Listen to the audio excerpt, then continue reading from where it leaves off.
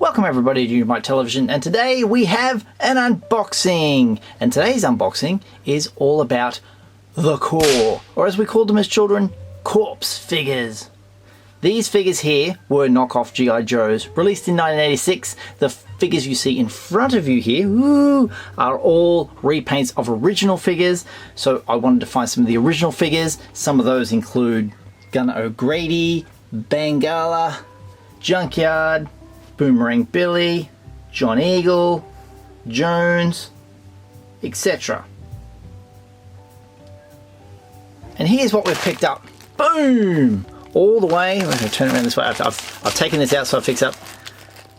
Canada. Canada, yes. Canada looked after me. This is bought off eBay. FedEx travel. This was a deal. The reason being, I can't go to sales like toy fairs like you guys do all the time and find old school stuff for bargain basement prices. Every kind of figure you see, like let's say I was going to pick up old Hammer here, he would cost me about $15, maybe $10 in US currency, and then $35 for postage on just that one figure, making it 40 to 50 bucks per figure if I'm trying to collect the set. This was the collection I had as a kid. The core, I keep going to say corpse because that's what it was as kids, and pretty much the first versions, the colors, are what I've picked up. I'm super duper happy. This bag was a bargain. This bag of goodness cost me less than $15 US, which I am stoked about. And yes, there is a hat missing and no weapons, and a surprise was amongst this lot, which does anyone recognize this guy? That's Thrasher. That's in this country, a $20 to $25 figure from G.I. Joe. Welcome to the core. Let's put you aside. Excellent stuff. Now, are you just in shot? Just, boop, there we go. My favouriteest figure is in this pile, and here he is. I believe he has a name, Large Sarge, and that was the aesthetic of what he looked like when I was a kid. The colour scheme, he's been repainted and repainted and repainted and changed, and as you know, Lanard Corps is still getting produced today in a very odd style, not like this G.I. Joe style, but yeah, this guy was a favourite, Large Sarge.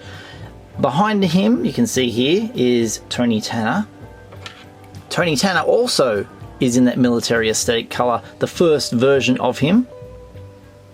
The reason being, when we were kids, this is very Vietnam-esque, very, very cool looking, the outfits, the military look. I mean, they've done them in the darker colours, but yeah, when they're in this kind of style, it was action movie, it was brilliant, it was perfect.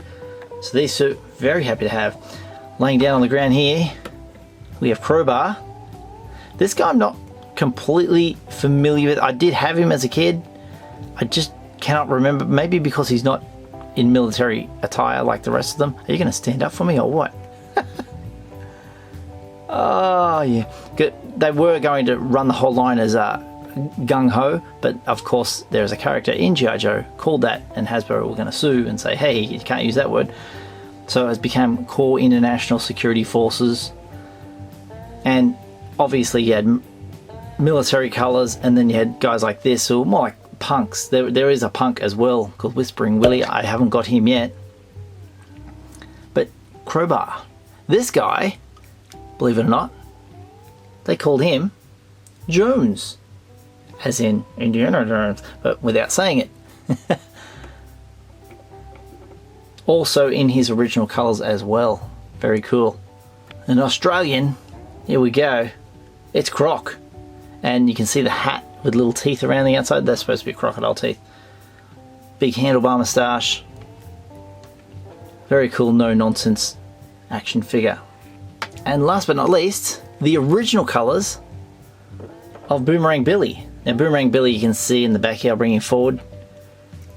He was repainted later on like that, but yeah, missing the hat. Didn't know he's bald underneath. Boomerang Billy.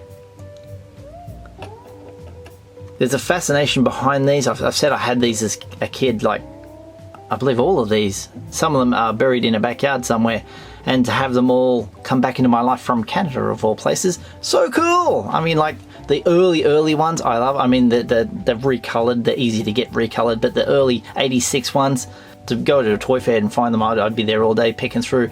There's like a couple of ninjas, there's a guy called Shark, there's a guy called Fox. There's a really large contingent of really cool figures that you can see on the screen now. Relive my childhood by collecting them all. That is so cool. Happy to add another Joe to the collection as well. Thrasher, welcome, welcome. While the modern toy world is kind of, I want to say, to me, it's a bit lackluster. It's just producing the same stuff as we've bought over and over again, and it's just, I'm kind of bored with it. So what I'm doing is going back and trying to find old stuff that I've missed. So I missed this, so I'm adding it back into the collection. I never collected any of the old West toys, Legends of the West, Billy the Kids and the Buffalo Bills of this world, Geronimo's, General Custer. I think Lone Ranger is a line I'm getting interested in. Butch Cassidy and the Sundance Kid, another one I'm interested in. Dukes of Hazzard to another extent. Wild West stuff, it's all coming back to me. I love this old nostalgia of the 80s. You can say the figures look crap, they probably are. They're not really super duper hard to find, and I'm happy to go down this line to collect this kind of stuff because I'm really having fun doing it. Let me know your thoughts about the core and whether you're interested in collecting them alongside the G.I. Joe line as well. I'm happy to continue adding figures to that as well, like this guy. So thank you very much for joining me. My name's usual Mike.